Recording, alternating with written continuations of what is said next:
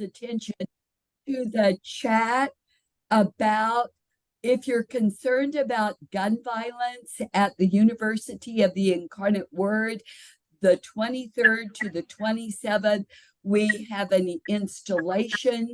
We are working on the memorial to over 2,600 people who have died of gun violence in San Antonio in the last 5 years. In the chat. Thank you. That was our first announcement, and it was on screen, trying to invite other places to do likewise, and the volunteers are needed. And so thank you, Martha Ann. So glad that UIW is doing that. I'm wondering if Angela's trying a different route. Yeah, she said she was gonna log off and come back in. Okay, thank you, Sam, for keeping us up to date on that. And also, Patricia, I don't think she's going to be here today, but Patricia Castillo from the Peace Initiative, this Sunday at 2:00, they're meeting downtown to, put together that huge memorial to people who have died of gun violence as well. So I'll see if And do you know where that's going to be downtown? Yeah, it's going to be at right there by the cathedral downtown. The main plaza. Oh, that's the altar, I think, that they're putting the altar together. she's going to put together for the Dia de Muertos celebration coming up. It's going to be on Main Plaza. Yes.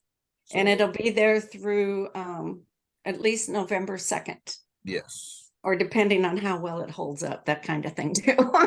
So, Angela, shall we try again? Hope so. Can you hear me? Oh, yes, we can hear you. We're going to celebrate that. Yeah. It's all yours, Angela. Victory. Yeah. Thanks for being persistent. Yeah. Of course.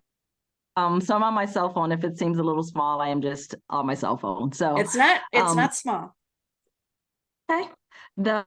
I will attempt to talk fast here. You don't have to. Well, we'll be fine. My role within the project itself is I serve as a community health worker supervisor. So my title within the City of San Antonio Metro Health District is a health program specialist. And what we do with our project, or what I do in my role, is assist our community partnerships coordinator with resources, ensuring that the staff is trained and has access to our justice involved population, that they understand some of the social determinants that affect the services that we provide, and then just working really hard to make sure that it's a seamless link. So we're not case managers, but we do provide linkage to health and human service needs for those re-entering the community from Bexar County. So tell us about this initiative. I'm just so excited. Yeah, so I'm very excited as well. I've been doing justice involved work for the last 15, 20 years, and this is my passion population. And the project itself, it was originally grant funded. We next year will be a part of the city budget itself. And so the investment is there, which is amazing, because as many of you know, grant funding comes and goes and initiatives come and go, and we don't always have the consistency there. So we provide linkage. So our community health workers provide linkage to those that have left Bexar County Jail. We're not focusing on the prison population, just those that are re-entering Bexar County from Bexar County Jail.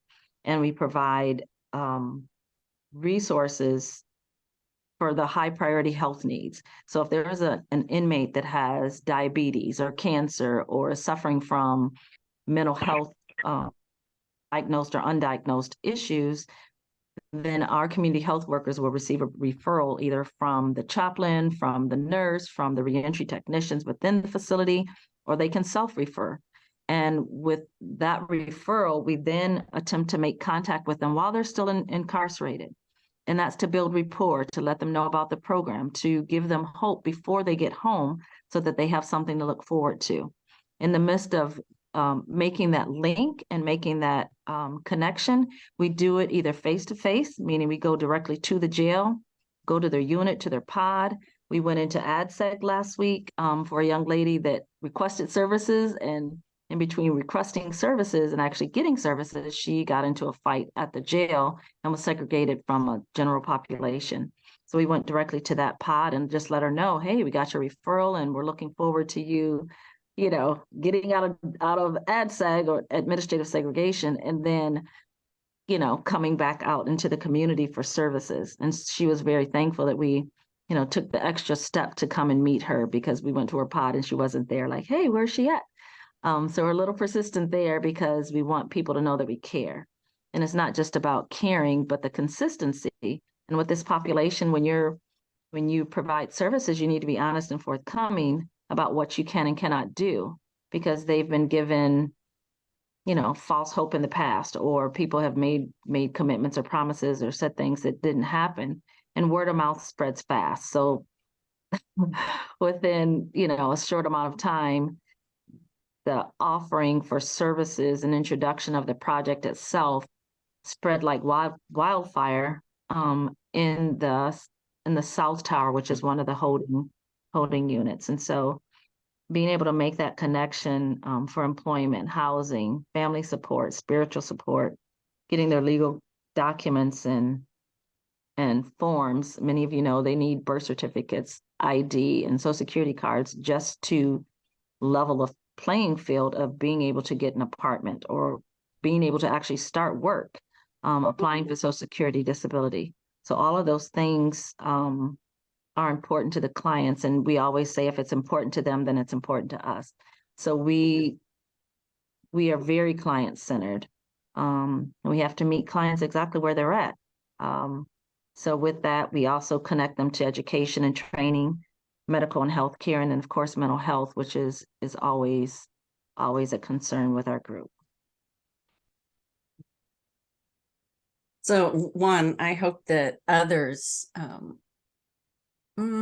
feel the excitement that I do when I hear that this is justice centered, and it's good to hear even those kind of words coming from within our city system, that the city is working in those directions. Can you teach us a little bit more in terms of the 13th Amendment? So the information that comes out, it's about the name of the initiative again is Unlocked.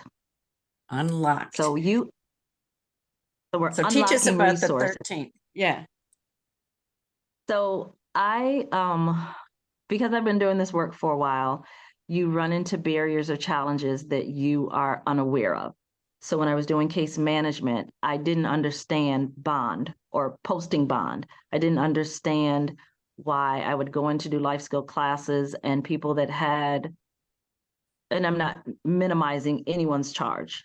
That's not what I'm getting ready to do. But what I'm going to explain is that they have charges that could be, if they waited in the jail or they waited for court or they went to jury trial, they may have a lesser charge or they may not have to go to prison. And people are once they're in the jail system, they're ready to go either to prison or to the community. And where the 13th Amendment comes in at is the actual language and understanding of when it was created and how it was created. And so, of course, it's part of our Constitution. And within that amendment, where it defines this population, is a very small line. And I probably should have pulled it up, but it's a very small line. So I'll give a kind of not really a recap, but just a gloss over. But it talks about people being free, and slaves being free, and being able to move about and operate and be a part of our community, our society, except if you've broken the law. If you've broken the law or you're considered a criminal, they now have the right to hold you and keep you. And this amendment has interfered with bonds, people being able to post bond or personal recognizant bonds or paying bonds. And so it's more of a continuation of slavery or post-free slavery, and it interferes of our justice system the most. And so when people talk about mass incarceration or just mass incarceration, and you look at the 13th Amendment and the connection to mass incarceration or prison or the allowances that people have after incarceration is impeded by the 13th Amendment. So we're actually doing an event, not an event, but kind of a learn and serve. And that learn and serve, we're going to put together hygiene kits for our clients with people that will to attend the 27th, which is a Friday from 1 p.m. to 4 p.m. And during that time, we're going to watch the documentary from Netflix that's called 13th Amendment. And within that amendment itself, just have discussion around how that impacts clients, the view that the community has and understands about going to jail and what being incarcerated means on a state level, on a local level, on a federal level. And so that we're just trying to open the door for communication and provide more education than what we've had in the past about the impacts or the implications, the challenges of incarceration, because I didn't know before I got into this field what that meant and how many people have actually gone to jail, and didn't know how to navigate the system. Well, thank you, Angela, for your service and doing this kind of work and giving us a peek into some of this work that's happening in our city structure. It gives me a lot of hope. So thank you for that. If the community, which you have in front of you here, leaders from within the community, the faith community, can support or help this unlocked initiative in some way, how might they help? What would that look like? Yeah, it could look many ways. I volunteer with a prison ministry called Shepherd's Own. And as a volunteer for the organization, I kind of know the inner workings of what they do. And what would be amazing is to understand more of the faith community and the congregations that already serve these population. Like you have people in your congregation that have been to prison or been to jail and or family members. And so we would accept referrals from the congregations. We'd also like to know what your niche is, like your passion point within the congregation. Like there's some, like Shepherd's Own is a ministry, but their focus is prison. But they also provide identification. They pay for IDs. They pay for birth certificates. They've paid for groceries. They've done ministry-based work. And so I know what they do. So if I could learn more about the congregations and what you do like day to day or weekly or the initiatives that you have, then we can use those resources to support our clients or support individuals that are coming home. We can also make our referral information available. So when you're doing ministry or you're having events, that we can either come and set up a table or we can come and volunteer. We can be as engaged or as involved as you need us to be targeting this population. And so we don't, however we can collaborate, I think the one-on-ones work a lot better versus the group conversations, just so we could get the details. But the same way we would work with a local nonprofit, I'd love to work with the faith community the same way. I just know that things move different in faith communities, and a lot of times it's a lot faster. So I am open to that.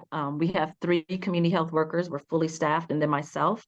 And we could always use, more referrals or more places to refer them to that are trusted sources. Like one thing that I'm really proud of our group for doing is we vetted a lot of the resources within the community. So we would call and find out if that agency or that organization could actually serve our population. And if we had not just but if we got information, then the beauty in that is knowing that we're giving a good warm handoff. We're not just giving them a piece of paper. We're saying, hey, we've called this organization. This is your point of contact, and this is the service that they can provide. So being able to do that is very helpful, and it makes a big difference in building trust with a community that is often marginalized and shunned from community. best So word I could think of. I got a couple thoughts. So one, Angela, would you mind putting your email into chat so that people have that? Because even one person out there might be thinking, oh my gosh, I've got to talk to her and tell her about what we're doing. But I also know, I haven't looked through the full list, but I know that Doug Beach is with us with NAMI and Bridges to Care. I don't know if you're familiar with those 20 cohorts of congregations that are geographically across San Antonio, but I think Nope. there's a connection there, Doug.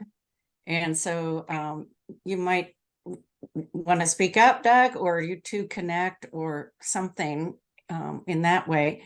I'm also thinking, Angela, that you and I can talk further and maybe we can get some, I don't know, connectivity or surveying of sorts out to our network of all the congregations.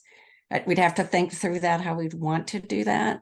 But we could do that. We could do something. We just have to think our way through it. There were a couple questions in the chat. There was one, I think it was Karen's is about the event on the 27th. Was that right? Will that event be hybrid? It will not. It's actually going to be in City Tower here, downtown. And initially, when I began planning for it, it was regarding, it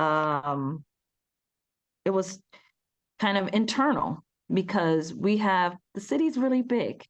It's a really big organization, and to be able to introduce this program internally, we'd like to do the same thing externally. So if this is something you'd like to host at one of your congregations, we'd love to come and, bring volunteers together to do some type of service together, because when you serve together, there's a different bond, there's a different relationship. And then provide the 13th Amendment, the video again, and have dialogue. Because I think knowing and having dialogue and supporting each other is a very big deal. I'm also going to put in the chat, we have an email address and a phone number. And so that Good. phone number actually goes to our administration, and then they forward the information either to myself or to one of our community health workers. And so I'll put that in the chat as well. And then the other thing is, as we grow, we're not black and white as to what we can do. We have a lot of flexibility. And I love the fact that Metro Health has really empowered us to work hard at this issue, using the equitable lens. It's something that is unique. And while we call it re-entering the community or re-entry based work, we're actually providing reintegration. So re-entering is providing access to things, and the reintegration has to do with their whole being. And so this is reentry work, but we're actually reintegrating individuals into the community, into Bexar County from Bexar County Jail. So I just wanted to change that link a little bit because there's some changes that are happening. And I'm seeing some of the questions. So the event will not be hybrid, but we do plan on continuing our outreach within the community once we come outside of the city of San Antonio. So this one is a little bit more internal, but we plan on going outside the community and providing the same thing, because the more people that know and understand what we do and how we do it, the better things will be. As far as collaboration with Crosspoint, we do not have collaboration with Crosspoint at this time, because Crosspoint is more prison-based, and the majority of the clients that are being served there are coming from federal facilities. And if that clientele has changed, then by all means, if they're coming out of Bexar County and they've been released within the last 3 months, then we could definitely provide services or resources for those clients, after receiving a referral. And then I saw Sacred. That is the love of my life. I love Sacred. Well, they'll be And glad I so- was recording today. Uh, They and we usually do our use it. technology. Yeah. Oh, nice. I use that for everything. It's not a day that I don't use it. But I can definitely work with our a community person's community resource partnership coordinator to make sure that secret is updated, that information's added. And then That would be TOPS, good. I do I have volunteered and donated with TOPS before. Texas Organized made a comment there about the bond reform, and I actually invited them to the event on the 27th because I know they have a lot of volunteers and staff. So the Right to Justice program is where I was putting that energy out. Maybe 2 weeks ago, I sent an invitation via email, and I made a follow-up call and got voicemail. But yes, I can definitely put my contact number in there as well. Great. So Angela, could you stay with us just a little bit longer for those who might have further question? You okay? And I'm going to take a brief pause now. It's 8:30, and I want to thank everyone that came today. We try, Angela, to get all the meat of it right between 8 and 8:30, so people can get on with their days. But they're generally people who also have a few more questions and thoughts. Next week, Rob Mueller from Divine Redeemer Presbyterian will be with us, and he's going, and maybe some others from our Violence Prevention Collaborative, but bringing us all up to date on what things are happening right now and into next month in terms of gun prevention, gun violence, specific things that are being done, much like the memorial I mentioned at the beginning of our time together today. So I hope you will all tune in next week and invite others to join us. Part of the thing too, I see with that and other things that we're doing in all of our collaborative work, don't know what it means, but that weekend before Thanksgiving, November 18th through 21st, off the top of my head, the American Academy of Religion is having their conference here. And so that weekend, when the voluntary weapons exchange is happening, when the service and the things are happening on Main Plaza and the cathedral, on that Tuesday, we're going to have 10,000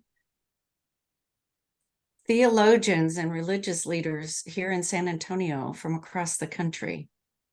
I don't know what that means, but I just find that very interesting that we're going to be in that kind of space. Anyway, next week we're going to hear just a little bit more of what's going to be happening and already is happening within the next month and before Thanksgiving comes. I see that Lisa put something in chat. Please note November 9th. Kristallnacht, if you've not done that before or gone to that commemoration, I encourage you to do that, no matter your faith tradition. So let's get back to the conversation. Does anybody have, to our briefing today, does anybody have any further comments or questions for Angela? I'm really curious. I see a former colleague, friend of mine, Steve Dane here. I don't know if he's awake, but I see that he's listed there. Do you know Steve? Angela's kind of going like this, but Steve works at Haven for Hope, and I know he's been doing work around this area as well. Anyway, I'm kind of encouraging him to maybe make some connection for us, but. Yeah, so I was smiling and laughing because we've been in some recent meetings in the last couple of months, and I love him and the work that he's doing and the connectivity. I'm listening. Go on. Yeah. He's awake now. He's awake now. So I wouldn't mind listening into some chat between the two of you. Donna Costa has her hand up. Donna, talk to us. Good morning. Angela, I'm so sorry. My phone dropped. I was on my way here. My phone dropped, so I couldn't hear all of the conversation, but I would love to connect with you in regards to our Bridges to Care program, because we have some faith communities that are out in community doing some tremendous things. And I feel like making that connection would be in everyone's best interest. So I just wanted to let you know that I heard part of you, but I missed some of it, but I'm going to connect with you. And I see in the chat that you got your information there. So I'm gonna reach out to you. Okay, I Thank you appreciate for that. what you do. Oh And yeah, I this love is Steve Dang too.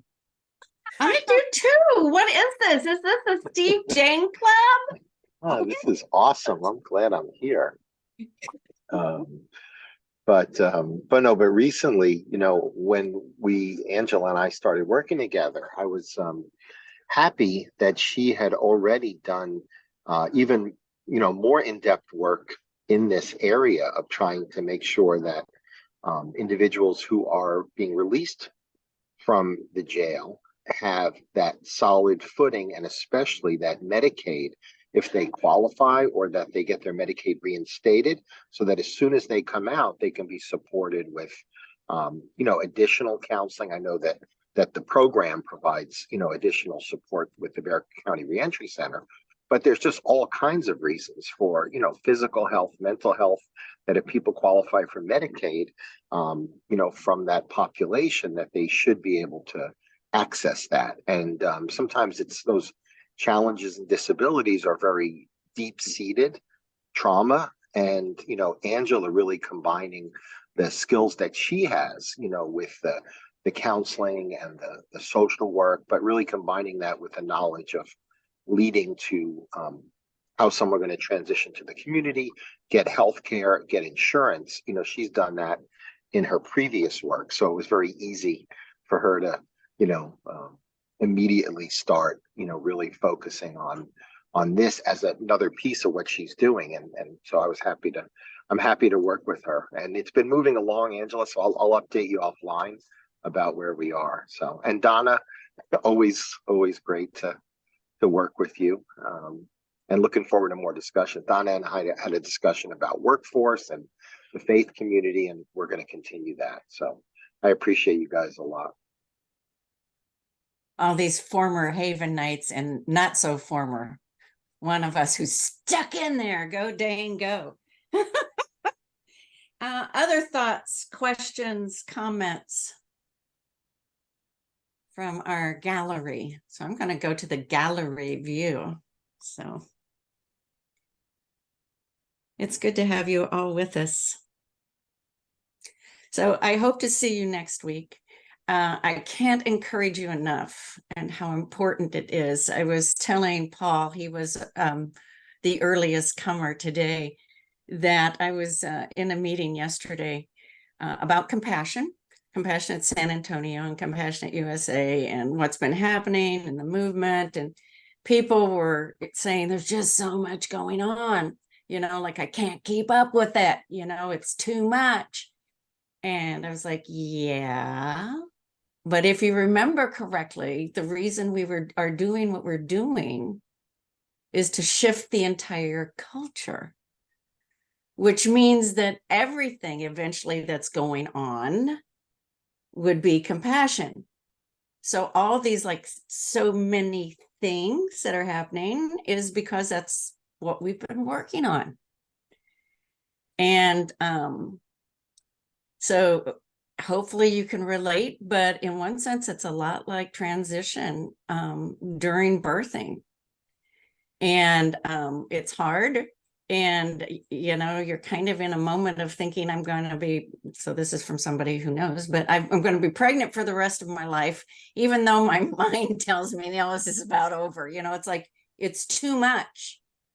And I really believe that at least part of what's happening in our world, because we have a lot going on in our world, that's part of what we're experiencing, is this kind of shift. And we all know this, we've had these conversations before, because neuroscience, social science, all those things tell us, breathe. So in birthing, breathe. We've all seen that, right? In movies, if not in person, right? Breathe. And we're going to get through this, and we're going to do it together. Because science also tells us that's why we're still alive as a species, by doing work together. So keep breathing. And look at that, Martha Ann, this group encourages me so much. Thank you. So let's get some more people here so we can encourage more San Antonians. And Dane, should we just put you on the permanent list, man? I mean, you know, like if you want to come to a love fest once a week, this is your spot. Yes, I'm in. Yes. I joined last week as well, so I do plan on coming every week. Well, as often as you can. That's what we all do. Thank you all. I will see you next Thursday, and we're going to be getting our update on what's happening in terms of gun violence, and specifically what's happening in the community. See you then. Bye. Thank you so much. Thank you for You bet having me. so much. Thank you, everyone. Thank you, Angela. Thank you, guys. Look forward to hearing from you.